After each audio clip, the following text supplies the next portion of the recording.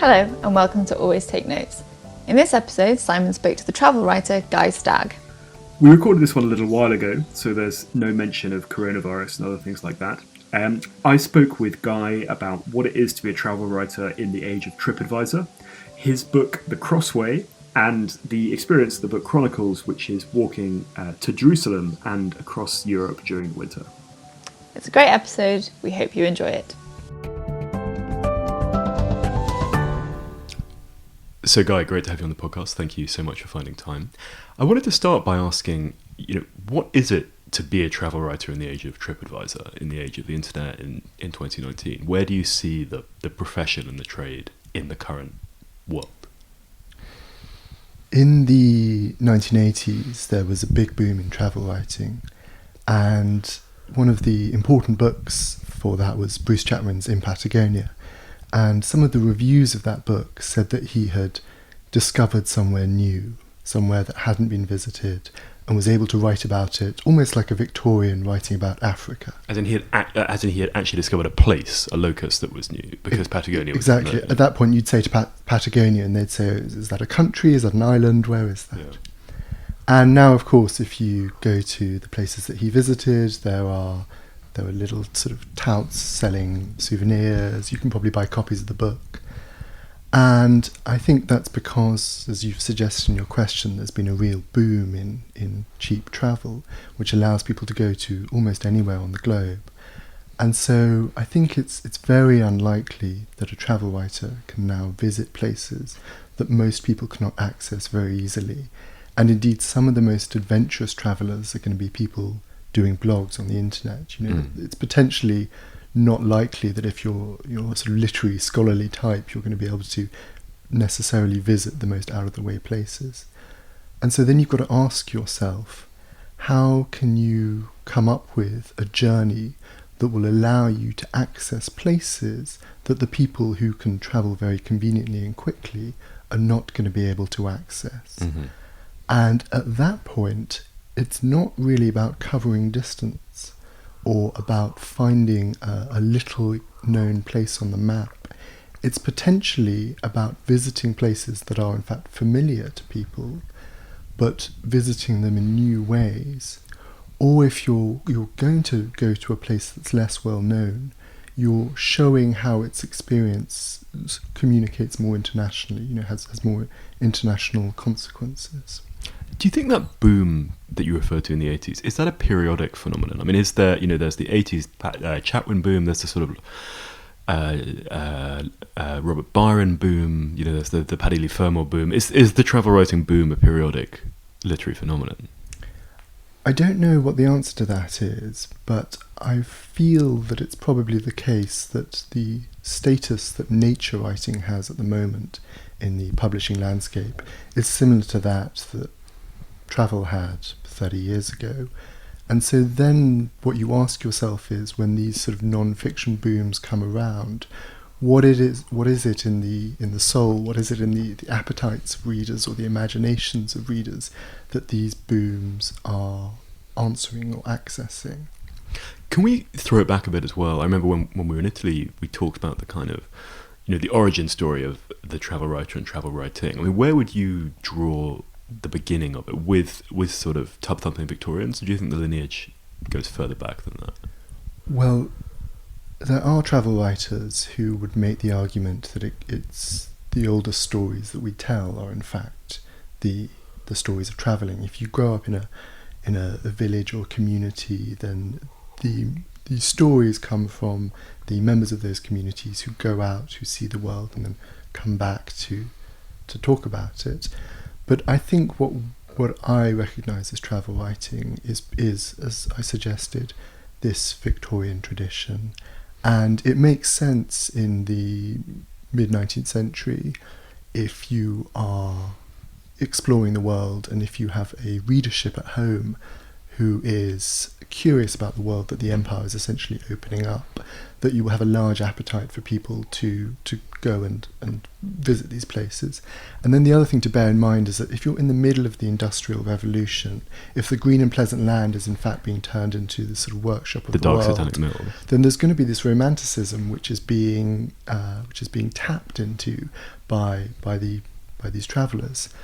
And I think that sort of imperial legacy means that right up to this day, it still there are certain tropes of travel writing which I think leave a nasty taste in the mouth. So the most obvious one is the sense that the traveller is this sort of heroic, all-knowing figure, massive moustache, command of all languages, and knows a lot of knots and stuff like that. Yeah, exactly. Able to identify winds, and of course, is emotionally bulletproof, so is utterly unaffected by the things that he inevitably sees, and consequently, this means when they interact with the people that they meet, the people that you meet are typically, a bit strange or a bit stupid and quite foreign, and this is funny, this is entertaining. You point up their foibles and peculiarities, and you make the reader laugh, and this is actually quite an easy trap to fall into when you're writing travel, because the experience of travelling is often slightly bewildering, and so you then have a detached core through which you observe what's going on around you, and the stuff that you notice is often the stuff that's slightly strange or slightly funny. And then you go home or you go back to the library and you collect all your books and you read the histories of the places you're travelling through, and then you dump all the knowledge that you've acquired as if you are in fact this enormously learned Victorian scholar. And so the question is, how do you write travel, if you want to write travel that in some way connects to this tradition, but without falling into these somewhat unappealing habits or tropes? And do you think those Victorians were travellers who wrote or writers who travelled? I think they were almost entirely travellers who wrote. So if you think of Curzon or if you think of Burton, their journeys were carried out for these... For the uninitiated, could you give little brief sketches of Curzon? Burton is sort of weird, sexual peccadillos and studies in brothels and stuff like that, right? Yes, and also spoke 25 languages, which is dizzying. And then I'm always very sceptical of those claims. I always think it's like he knew enough to order a cappuccino in there. Yes, that's possibly the case. Although he definitely knew enough to, pass as a native, as the phrase goes. So Curzon was It's another phrase that is not very 2019. So.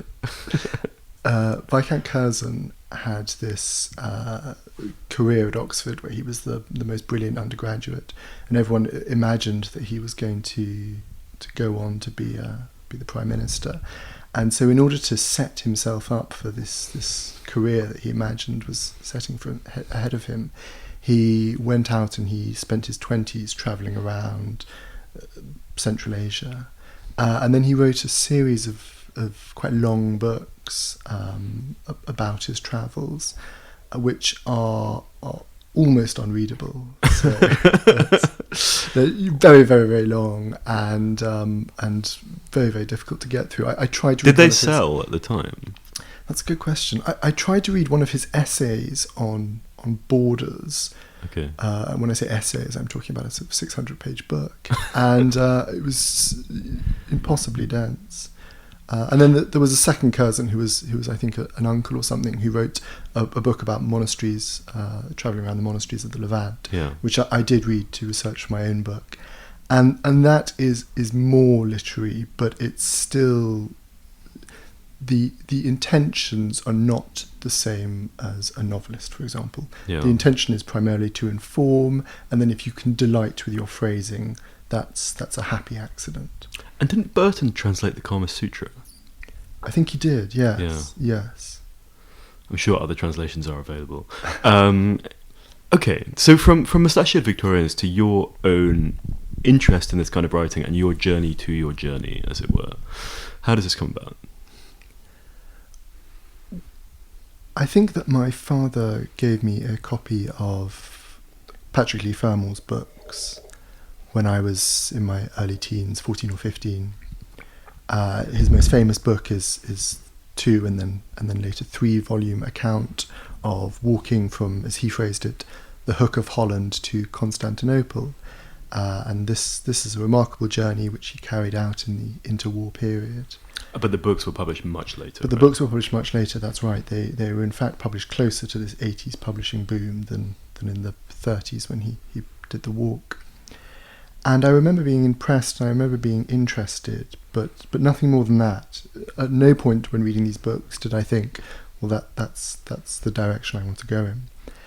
And then I read English at university, I had ambitions to be a writer, and they were almost exclusively in fiction. Mm-hmm. You know, I maybe wrote a bit of poetry when I was 18. Just for the money.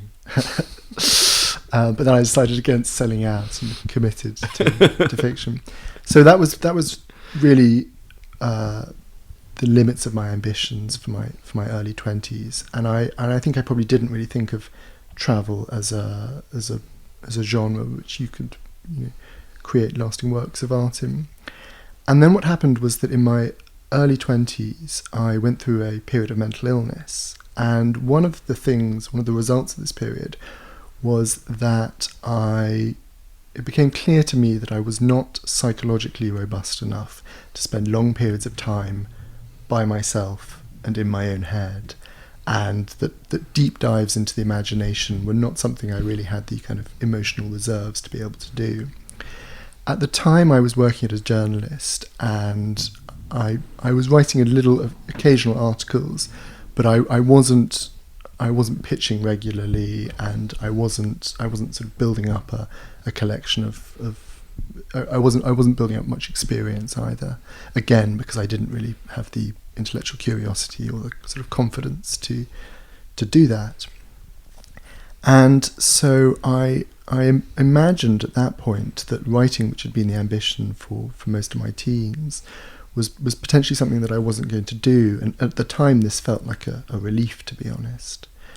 And what then happened was, after I was coming out of this period of mental illness, and in fact had come off antidepressants, had stopped speaking to a therapist, in order to test myself or to challenge myself or to celebrate in some way this change, I decided to walk from London, from my flat where I was living at the time, to Canterbury. This is a walk of about 70 miles. I decided to do it on the longest day of the year, on the weekend. And I had a terrible experience. So I got lost, I got rained on, I got very bad This came blisters. up in the extract you read when we were in Italy. That's right. Yeah. This forms the beginning of the book. And it took me I gave myself 2 days to do it, but I was walking much too fast. And when I got to Canterbury Cathedral, which was the end of the walk, despite having had this very miserable experience to get there, I felt a sense of relief so complete, it was like healing. Mm-hmm. And outside Canterbury Cathedral there was a small plaque which reads Via Francigena, Canterbury to Rome. And at the time I knew nothing at all about medieval pilgrimage routes. But I thought to myself, well, why don't I keep going? And so I went back home, I did a little research, I realised that the Via Francigena was the medieval route to Rome, that it then connected up with other pilgrimage routes that could carry you all the way across the continent and end up taking you to Jerusalem. And so to come back to your question, the journey came out of these sort of unusual and fraught personal circumstances, and at a point at which I'd almost abandoned my literary ambitions. And in a way I'm glad for this, because I think that if I had thought that I was beginning the journey in order to write a book, I don't think I'd have got very far. You know, I'd have got rained on, I'd have taken taxis, taken buses, because it just wouldn't have seemed worth it. But because I thought I was doing it essentially to heal myself in some way, that was what made the journey possible. And it was out of the journey that the book came. And were you or are you a religious person? No, I'm not. So at the time I was a pretty convinced non-believer when I set out on this journey, and I was curious about the lives of believers. I intended to stay in monasteries and convents and in churches along the way, but I imagined that my interest was a sort of purely academic and quite a distanced one. And in a way, this is a hard thing to explain, because I was also carrying out this pilgrimage in the hope that some sort of healing would follow, which is a sort of sacramental notion. But not necessarily a religious one. Not necessarily for my a experience, I religious did the one. Camino last year, as we discussed, and not everyone there was religious, but everyone was lost. Yes, Yeah. yes. And so what I think I understood by the end of it, which I didn't understand by the beginning, is that religious ritual can still have value, even if you're a non-believer, that you can still get something out of it, even if you don't buy into the metaphysics. And that was clear to me by the end, but it wasn't at the beginning. And so similarly now I will go to evensong, I'll read religious texts, and I still find them valuable. I still get something out of them. But in terms of the cosmic questions, that I haven't really shifted. And with you say as much or as little as you're comfortable with, but with this experience of being unwell in your 20s, had you had experiences of mental illness before that, or did it come out of nowhere, or did it kind of... What do you feel were the sort of triggers and the things that had... I think it's often the case with people who have mental illness when they're young, is that they don't necessarily realise that something is wrong with them. So I think in my own situation, I had become unwell at university. I'm not sure that there's a specific trauma or triggering incident that I could point to. But then, while at university, I sort of self-medicated by drinking heavily, which is...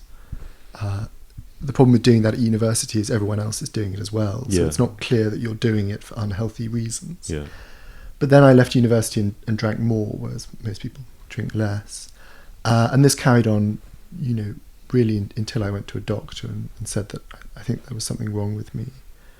And so... Did you think you were depressed? At that point I was suicidal. And so I thought that I was a danger to myself. Right. But this sounds a strange thing to say, but just 8 years ago, I think we were a less mentally literate society. Yeah. I think we were less good at talking about these issues, and they were less current, as it were. So I don't think I'd formulated a diagnosis at that stage. Yeah. And your experience of being very unwell was one of rumination, or of just... And how did again, if you're comfortable talking this stuff, but how I'm always fascinated, because we use these labels of anxiety or depression for experiences that are so personal and so distinct. Yes. So, what was your personal experience with it, and what was it like? Well, when I was drinking heavily, it was the behaviour that's typical to an alcoholic. So long periods of time lost to drink, and these binges mostly carried out by myself. When I was not drinking heavily but still depressed, the experience was primarily one of a sense of defeat. So it wasn't really sadness. In a way, it wasn't an emotional mood, which I think of my emotions as being sort of fairly responsive to the world around me. Instead, it was a sense of defeat, which was almost physical in its tangibility, was in no way sort of rational or reactive to what was happening around me, and yet was strong enough to overwhelm. So it made it sort of hard to get out of bed in the morning and things like that. And one thing that it made very hard was it sort of shut down intellectual curiosity, empathy, and things like that. Yeah. So the kind of resources that you use as a reader, as a writer, as a friend, as a human being, those seemed to me to be smothered in some way. And then the experience of the walk itself, before it became a literary artifact, before it became something you wrote about, at the extremes, what were the best and what were the worst elements of that? You walked to Rome and then you walked to Jerusalem, right? Yes, that's right. The experience of the walk itself... And how long were you walking? I was walking for 10 months. Okay. Rome, Istanbul and Jerusalem. To begin with, I felt an enormous sort of high. And that was the kind of giddiness that comes when you set yourself a difficult task, one you think there's a risk you're not going to complete or even embark on. And then you surprise yourself by actually doing it. And so to begin with, you've got this sort of high that comes from just the very fact you're doing this unlikely thing. Mm. And that was also intensified by the fact that I began walking in winter. This meant that I had to find a place to stay each night. But I didn't have the money to stay in hotels, and I was walking in remote routes. But I very quickly found that if I turned up in a village or a town, and if I found the church, the priest or someone attached to the church, I could explain what I was doing, and I could ask for somewhere to stay, and people on the whole took me in and looked after me. And so this was quite a exciting experience. You were on an established pilgrimage route. Yes, so the Via Francigena is the sort of European cultural bodies are trying to make it a popular route in the way that the Camino is. Mm. The Camino has sort of hundreds of thousands of people. For the uninitiated, you explain the Camino de Santiago, which is a walk to Santiago de Compostela. The most well-known route is through northern Spain, but it has routes that crisscross the entire continent. So people moving from Germany, from Italy, from Scandinavia. And if you're walking that stretch in northern Spain, then there are typically refugios, places you can stay for very little money, every 15 kilometres, and there are other people doing it. So the route that you're meant to take is clear. It's a well-trodden path. By contrast, the route to Rome that I walked, that has about 200 people a year doing it. The majority do that in early summer or early autumn, late spring, early autumn. And I was doing it in winter, so there was no one else doing it, obviously. And apart from the latter stretches in Italy, I had some company. And there are places that you can stay, but they're often quite far apart. And equally, you're walking through areas where the route may not be clear, especially in winter if there's snow on the ground. But because I had people taking me in regularly, and because there was only one of me, I was a bit more mobile. To begin with, it was a very sort of invigorating experience, and this remained the case really until after Rome. And then when I was walking the central section through the Balkans, that's the Via Egnatia, trying to follow the old Roman road to Istanbul as it is now, I began shutting down a little bit. I spoke enough French and enough Italian to communicate with people, but once I was in the Balkans, I was able to talk to fewer people. I didn't really understand Orthodoxy so well. I was finding it harder to find places to stay. And so the symptoms that I thought I was leaving behind, that I was escaping, those in fact began to return. The depressive symptoms. Yes, exactly. Or I would say probably the warning signs of Right. those symptoms, of that condition. And so by the time I got to Istanbul, I worried that I was going to have to end my journey and to fly home. And then? Well, what happened when I got to Istanbul was two things changed my perspective. The first was that I was in Istanbul during the Taksim Square protests. This was the summer of 2013. And I was staying with a friend or a friend of a friend quite near to where the demonstrations were happening. And so witnessing this, what felt like a historic event going on nearby, sort of took me out of myself and returned my focus to what was happening around me. And the other thing that changed my perspective was, prior to Istanbul, I had spent a few days in Mount Athos, which is a sort of collection of about 20 monastic communities that form their own independent kingdom in northern Greece. And you have to go. Is it actually sovereign? Is it actually a... Yes, it is. So they have a small sort of it's a theocracy essentially, Okay. and you have to go there. You have to get a pass, and you take a boat to go onto the peninsula, and then once you're there, you stay in the monasteries each night. And typically it's meant for Orthodox pilgrims, but they have a few passes which are allowed for non-Orthodox pilgrims as well.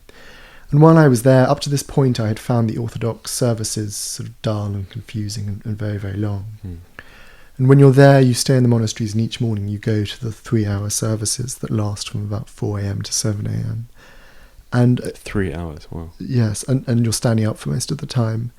And there something began to shift in my mind, which was something to do with, up until that point, I had been focused on Jerusalem as my destination, and I'd been using that as my motivation, to the point where I was telling myself, if I can just sort of endure the next few hours or days, Jerusalem's not far away. And this is not a practical way to motivate yourself over 10 months of walking. And while I was on Mount Athos, something shifted so that it became much easier to take each day as it comes and just pay attention to what was around me. Yeah. And even though this sounds sort of quite simplistic, it can take time for that shift to happen in the mind. But once that does happen, it means travelling long distances becomes much easier to do, because you're not fixating on the destination. And what I then found when I finished the journey was that this is a very valuable lesson when you're trying to write a book as well. Whereas if you try and hold your breath and just sort of tough it out until you get to the last page, you're going to exhaust yourself. I mean, I found I did the Camino last year, so a much more modest walk, but a reasonable walk in itself. And one thing I found was interesting with it was that one's perception of time shifted a bit. So I found that by the end, you would walk 25 kilometres a day, but it would seem just kind of like going for a stroll around the block. That it wouldn't seem. Partly it was maybe, I don't know. That I found that was one thing that I found was fascinating about it.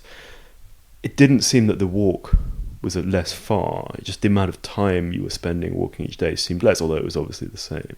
Did you have any experience like that? The way that I think of walking when you're on a pilgrimage is that it's like it's your job. Yeah. And so you're spending typically 6 to 8 hours a day doing your job. Yeah. If you talk to someone who works in an office and you say to them, well, how was it spending 8 hours sitting at a desk staring at a computer? Yeah. Kind of like you've suggested, that's not how it feels. No. It doesn't feel like the amount of time you spent doing something is how much space it's taking up in your experience. And that is also tied to the way that geography changes. So the way that we think of geography is typically in the time it takes to take a bus, take a train, drive, or fly somewhere. And those are the way that we parcel up distance. And what happens when you're walking is that the distance becomes 3 miles an hour, essentially. And so the distance between 2 villages or 2 towns is a morning or an afternoon, even though if you drove them, it could be done in 12 minutes or something. Yeah. And to begin with, this can be a slightly frustrating experience, because you know that you've been walking for several weeks and you've covered a distance on a map that is tiny. But at the same time, with time, it expands the world in ways that for me seemed quite empowering. So the fact that you can fly to Jerusalem in about 4 hours, on the one hand, it would make spending 10 months walking there seem like a futile experience. But that shrinking of the distance between us and Jerusalem, the shrinking to the distance of a flight, it seems to me actually a shrinking of our own minds and the horizons of the world around us. And so if you can stretch those out, if you can expand them, and if you can remind yourself of how much variety and diversity there is between you and whatever distant location you're heading to, that, I think, something inside you also gets bigger as well. If you're enjoying Always Take Notes, please consider supporting the podcast on Patreon. Even a small monthly donation, the price of a cup of coffee, will help us pay our producer and social media editor. It will also cover our hosting fees and go towards upgrading our equipment. If you donate $10, you will receive a bundle of successful story pictures to a range of publications, including The Guardian Long Read, National Geographic, The Times and GQ. Different in style, length and tone, the document will show an aspiring writer what has worked in the real world. You can find our page at www.patreon.com/alwaystakenotes.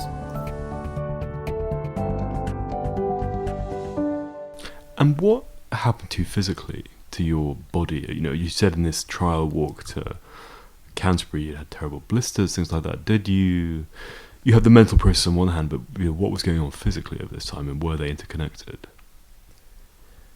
So the difference between walking for 1 day and 7 days is very big. Yeah. The difference between walking for 7 days and 4 weeks is smaller. Yeah. And the difference between walking for 1 month and, should we say, 10 months is smaller again. I'm sure that's true. Yeah, I found that I was glad on the Camino to have done it in Awana because, the first week was basically about pain and you had to kind of get through that. But by the end, you were sort of, it was a going concern. You could carry on. And you imagine you could carry on almost indefinitely, Yeah. provided you didn't get ill and you had a constant intake of food. Yeah. And so that was sort of what I found. To begin with, the experience was primarily about the physical challenge. Yeah. That was my feet becoming harder, getting used to carrying a rucksack with everything I owned, obviously. And then the challenge of the terrain, which was, to begin with, the weather, and then was also climbing over the Alps in the winter. Which route did you go? I went over the Great St Bernard Pass. And you went over the pass itself? Yes, So yeah. was it very snowy and things like that? There was sort of 10 metres of snow walking on top of them. But there's a refuge at the top of the pass, which is the medieval refuge, which has been open for 1,000 years. And I just kept telling myself, well, now there's the tunnel underneath, which is what the traffic all takes, but for hundreds and hundreds of years, pilgrims have been, or just locals have been walking over this pass at all times of the year. Yeah. So it must be possible to do. But once I was beyond the Alps, the physical challenges were really reduced completely. Once the weather got hot again, there was the struggle of walking in the warmth. But the longer you go, the larger the mental challenge becomes. And even if you're not dealing with any sort of mental illness, you still have this struggle, and I'm sure this is a struggle that anyone who sets themselves some large or physically demanding journey faces, which is the why am I doing this question. And that question becomes louder the longer that you're walking. And in my own case, the fact that I was a non-believer doing this walk to begin with seemed almost irrelevant. But as time went on, I began to ask myself, if I don't believe this is having any spiritual value, and it's clearly not having any mental benefit, why am I still doing this? How did it become a book, then? The mechanics of it. So when I got to the end of my journey, I'd been taking notes the whole way through. As I said, I'd been working as a journalist. As longhand? Yes, yeah. And I've always kept a diary, so keeping notes seemed a natural thing to do. I mentioned I'd been in Istanbul for these protests. I'd also been in Rome with the first Easter of the new Pope. Pope Francis had just been elected.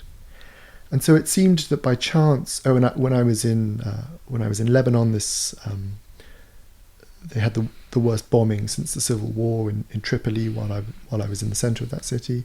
So by chance I'd encountered a number of quite important events which I'd been a witness to. And I felt some sort of obligation to record these events. They seemed worth writing about. But then also my perspective on contemporary religion had changed, which I essentially thought was a spent force. Right. And then I discovered there was this sort of shadow network of religious communities who'd been looking after me and who'd made it possible to cross an entire continent through their generosity. And that insight I couldn't have gained if I hadn't done the journey. And for me, the fundamental question that any work of travel needs to answer is, what did you learn from doing this journey that you could not have learned from sitting in a library or calling up a few people? So those all things seemed things that were worth writing about. Yeah. And so when I got to the end of the walk, I thought, great, I'll write a book. And then two things shifted in the sort of the first 12 months after the end of the journey. The first thing was that I imagined the writing of the book would be something that was done essentially part-time, that it wouldn't be very difficult to do because I had these remarkable experiences. And it not true? It was not true. You asked at the beginning about how I sort of felt about travel as a genre, and I said when I was growing up I didn't really read it. quite early on in this process, I read Bruce Chatwin's In Patagonia, and it quickly became... before you'd done the walk? Or... After I'd done the walk. Okay. And it became clear to me that all of my aesthetic ambitions, which up to that point had been exclusive to fiction, that they could all be achieved within a work of non-fiction. So you saw that from Chatwin, but not from Lee Fermor, or were you too young when you read Lee Fermor? I think I was too young when I read Lee Fermor. Yeah. And I find, at the time, I found Chatwin's style a bit more sympathetic. But that also set the bar quite high, and it quickly became clear that I wasn't going to be able to, just writing a little bit in my spare time, achieve anything like that level. And then the other thing that changed was a personal thing. So a family member had quite a serious accident. They were no longer mobile. Everyone else in the family was occupied, and I wasn't. Yeah. So the most convenient thing to do was to move in with them and help them out. But that still wasn't taking up much of the day. In a kind of carer role. Yeah. But that wasn't taking up much at the time. So then I thought, well, the thing to do is to carry on doing this. I write with all the rest of the time, really until it's as good as it needs to be. And that ended up being 4 years. And how did you get a deal and stuff like that? So this is a slightly indirect process, but I'm going to tell the whole story because I think it's actually quite a useful story. Mm-hmm. When I was in Istanbul during the walk, I was taken out for supper with a journalist, and by a journalist, and he was in touch with an agent who represented a number of writers I quite admired, and he gave me this agent's email address. So I thought, well, that was easy. I sent them an email, said what I was doing, and they showed some interest. So it seemed as if it had been an effortless process. Yeah. After the end of the walk, I got in touch with them again, and I showed them some writing, we had a meeting, I had some feedback, and I showed them some more writing, which seems like a positive experience. But this was actually stretched out over 2 years, and in between there were these long periods of sort of 6 months when I heard nothing at all. But because I didn't really know how it worked, I thought, well, maybe this is just what you've got to expect. I think this is such a common experience, that you go in, you don't know how it works, like they throw stardust at you, you think this is amazing and exciting, and you get strung along for a really long period of time. Yes, since this has happened, I've spoken to a number of people who've had a similar experience, and from what I can tell is you've shared some writing which is promising, you've got a good idea, but at this stage you still take quite a lot of work, and you maybe don't have the track record to reassure the agent, but they don't want to say a definite no to you. And what they're hoping is they're going to have lunch with someone in 6 months, with an editor who says, you don't have any books about long walks, do you? And then they can get in touch with you and carry it out. But the relationship is totally uneven, because you think like they're my agent and like we're working together on this, but you're just like a line. I mean, I think if you understand the difference, so you can get it. But I think particularly if you're in your early 20s and things, it's very easy to really get screwed in these situations. Yeah, and if they're not replying to your emails, basically they're not your agent. In 24 hours, they're probably not your agent. Yeah. And so this, as I said, this took about 2 years. And so what did you do? At the end of that 2 years, I was quite demoralised. But over that 2 years, I'd been working on, let's say, the first 40 to 50,000 words of the book, and predominantly the first 25,000. At the end of that 2 year period, so we're now at the end of 2015, I was just online and I saw the announcement of a competition that had been set up.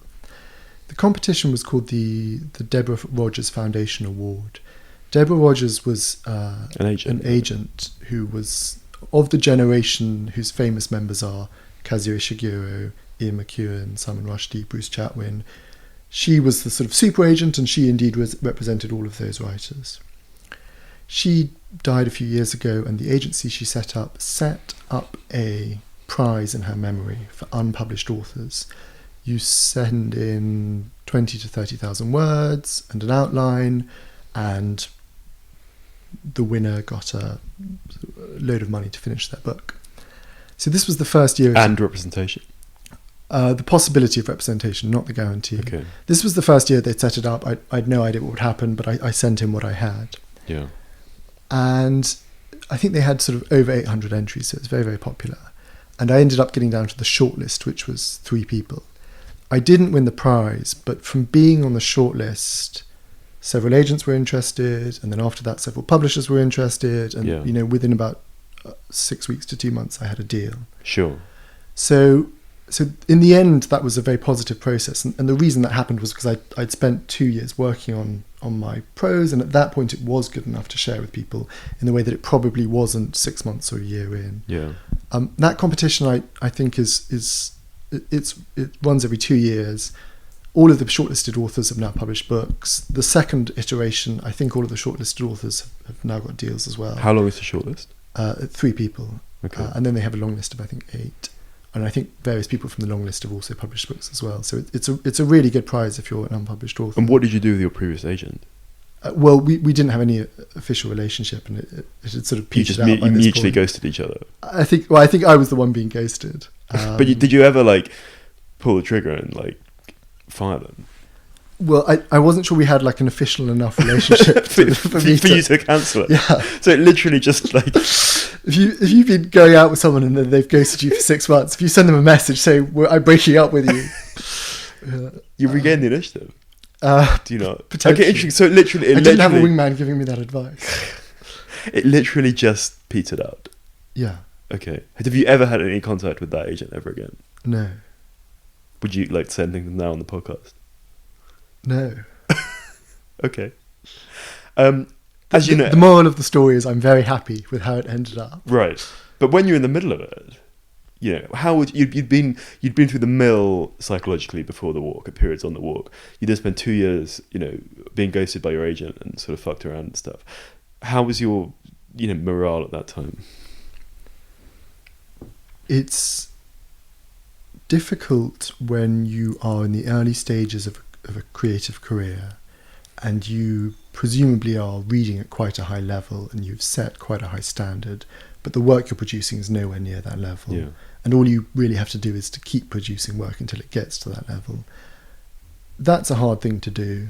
And it's also hard when, you know, you meet strangers and they ask what you do and you want to be able to define yourself in some way, but you're essentially just an aspiring writer.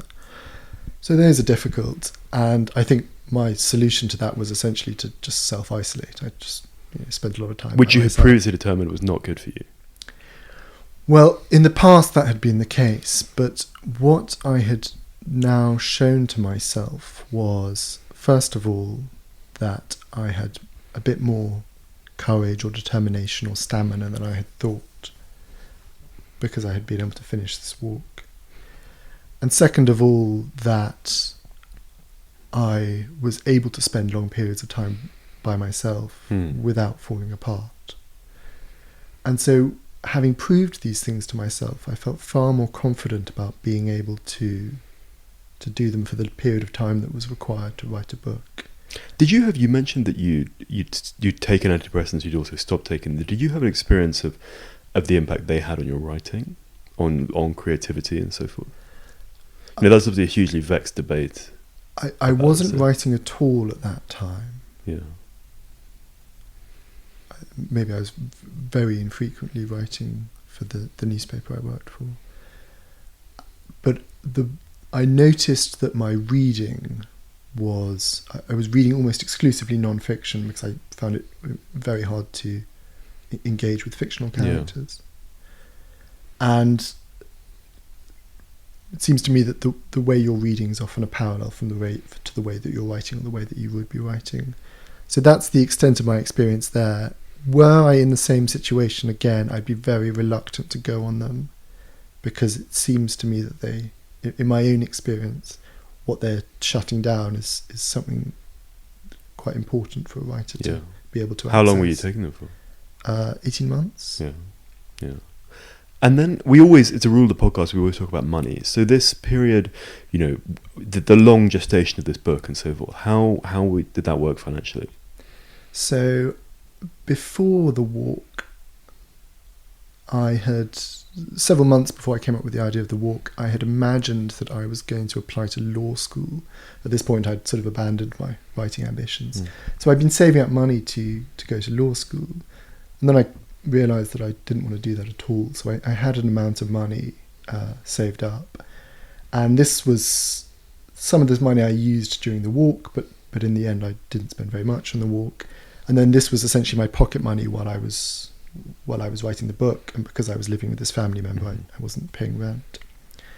And so that was what what funded me through the writing of the book up until I sold it. Are you able, again, it says much or little, but like how many publishers were interested, how much money was on the table, that kind of, I very un-English questions to ask. I don't really want to talk about that just because I don't think it's... That's fine. But the amount of money that the publisher that I went for... Are we talking like a nice supper or a sports car? The amount of money that the publisher I went for offered was enough for me to write for 3 years without needing to get an additional source of income, provided I was living on something like minimum wage. Okay. And given that I'm fairly frugal, I thought that was a realistic option. Sure. So that's how I currently that's how I currently live. Yeah. And I don't think it's a long-term model. If for example someone was coming to me advice, I would say this is not a practical long-term model. But part of me just wanted to try it. Yeah. I've got no kids, I've got no mortgage. I wanted to see if I could write a book in the 3 years that I'd bought myself. And the other thing is that a lot of people don't feel comfortable putting all of their eggs in one basket, whereas perversely I actually feel more secure if I'm just working on exclusively one thing. Interesting. Because my feeling is I think we've discussed before, it's the opposite of like, you need to be hedged. You need like stuff will go wrong, stuff will break. You know that if all your eggs are in one basket, then quite literally all your eggs are in one basket. How did you achieve a sense of security from this? Well, I think that's actually a temperamental thing. Yeah. So because you've got more skin in the game to see it through. Do you think, or I find that working on one thing exclusively makes possible a certain intensity of the way that you work that is harder if you're doing several things at once. Mm-hmm. However, and in fact this was one of the real insights of the week we spent together on this retreat. We should say that Guy was also a member of the writers' retreat that I co-organised in Italy last September. And on that retreat, there were academics, there were a number of long-form journalists, and what it was very clear from spending time with them was how nourished, how fed they were by the different projects that they were doing. My interest always funnel when I'm working my project because I'm essentially working one thing. The people around me seem to have kept a very broad selection of interests, and that was keeping them intellectually active. So I suspect that in the future, and certainly if I want to write a longer book, which is going to take many more years, then that is how I would try and, I try and have a side hustle. Can we talk about Flaubert's workshop? Yes, of course. This came up again in Italy. So I mean, you can tell us better than I can, Guy, but explain about Flaubert's creative writing course. Francis Stiegmuller was an American author who translated Flaubert, and he wrote what I think is the best biography of an author that I've read, which is an account of the writing of Madame Bovary. So it's Flaubert up to the age of 35. Flaubert, when he was a young man, was very influenced by romantic and sort of Oriental or Orientalist writing. And his first sort of serious creative effort was a life of St. Anthony. And we've all been there. And he spent a long time polishing this very extravagant sort of play account of this hermit saint's life, which was a play. It's published. It's sort of written in dialogue. Okay. It was subsequently published. It's a pretty grueling read, so I don't recommend it. How does it compare with Curzon's travel literature? It is at least shorter, and it was in his sort of early to mid 20s. This was the thing he was working on. He then brought together his two best friends, and he brought them together, or they brought him together. Who staged the intervention? He invited them round to read it to them. He then read it to them, without interruption. So there must have been a sort of 8-hour binge. Where is this taking place? Chez Flaubert. I think probably chez Flaubert. He may have provided some sort of snacks, nibbles or sweetmeats. They then looked a bit embarrassed and said, Gustav, I think the best thing to do is to put this in a drawer and just forget about it for a while. So Flaubert was pretty down, and he thought, fine, I'm going to go to the Orient, which I've been reading about so much. And he then spent the next 2 years travelling around Egypt, bits of the Levant, visiting brothels, seeing kind of all the sort of exotic fancies that appealed to him.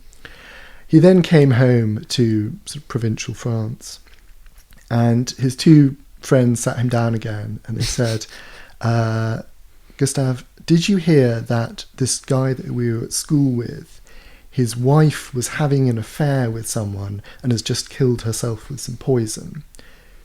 This is a great story. You should definitely write about it. And he was like, no, I love the Orient, I love the East, I love the ancient world, I hate the bourgeois, I hate provincials, there's no way I'll write about that. And they said, no, Flaubert, you are a bourgeois, you are a provincial. Write what you know. This is your story.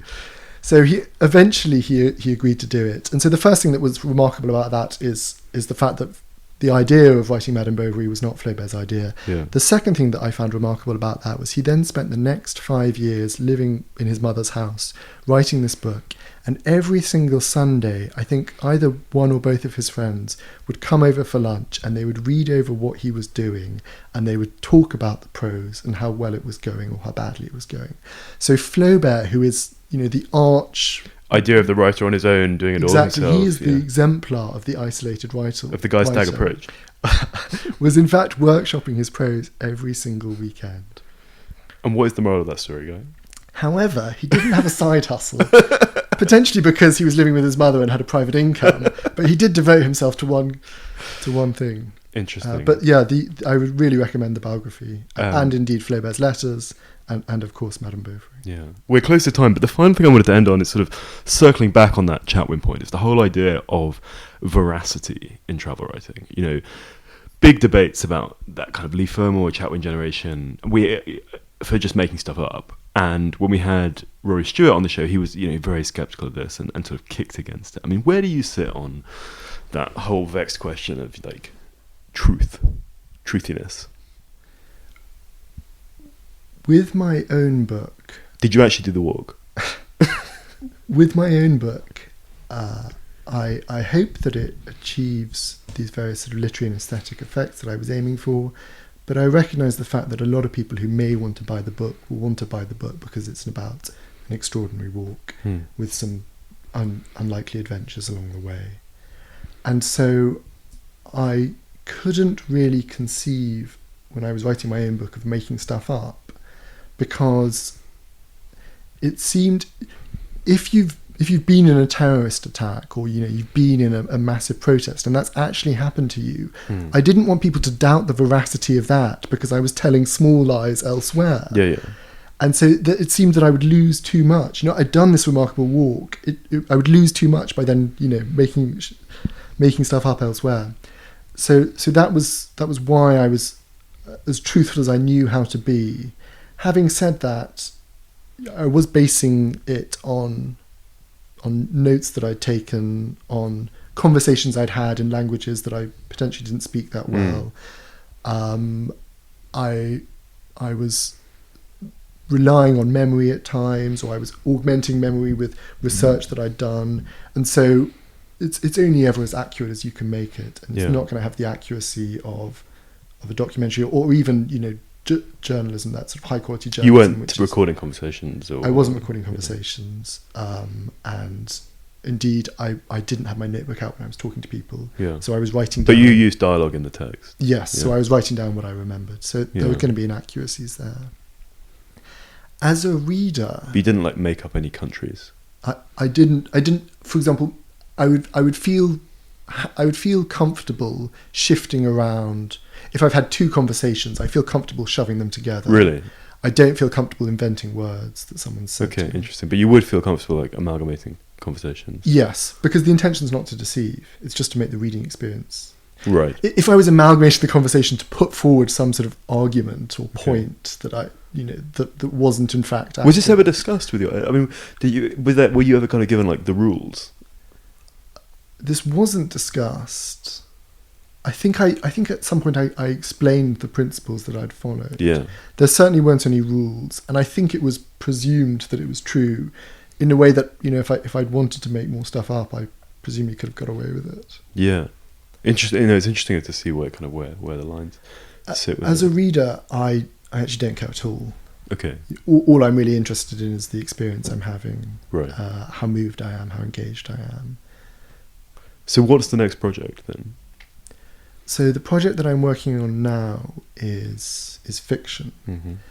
During the writing of The Crossway, the parts that I found most rewarding were the parts that seemed to be closest to the novelistic project. You know, the creation of vivid characters, or the attempt to sort of move the reader, things like that. And I wanted to push further in that direction. So the novel that I'm working on at the moment begins with some sort of biographical material, but this does contain sort of invention and fiction. And it's an interesting challenge, because when you are working on a work of non-fiction, you normally have a story that already exists, a battle that's happened, a remarkable life that you're recording. Yeah. And you know that's interesting. So the challenge is just to convey the interest to the reader. You've just got to do justice to the interest that already exists. Sure. But with fiction, whether or not it's interesting is essentially a rhetorical question. It's whether or not you can make it interesting sentence by sentence, line by line. And I think this is a different sort of challenge, just in terms of motivating yourself. Super. Well, that's a good place, Any, to bring us to an end. So look, thanks for being such a great guest, and wishing you all the best, both with The Crossway and with your other stuff going forward. Thanks very much.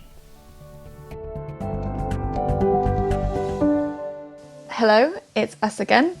As I'm sure you can tell both from the content and the audio quality, this episode was recorded before the lockdown. Simon, how did you find that interview? Well, it was a long time ago I recorded this. Actually, we recorded it, I think, at the end of last year, and then for various scheduling reasons hasn't run, but really great to have it. It does seem a bit like another world. I mean, I remember sitting in Guy's flat in East London, doing it in person, which is something we haven't done for a while. I met Guy on this residency that I organised last year, and he's a really interesting and kind of cerebral guy, so I found it very interesting. And yeah, you know, travel is not really something we're doing a lot of at the moment, so good to look back to a time we could do that, and hopefully look forward to a time we'll be able to do it again.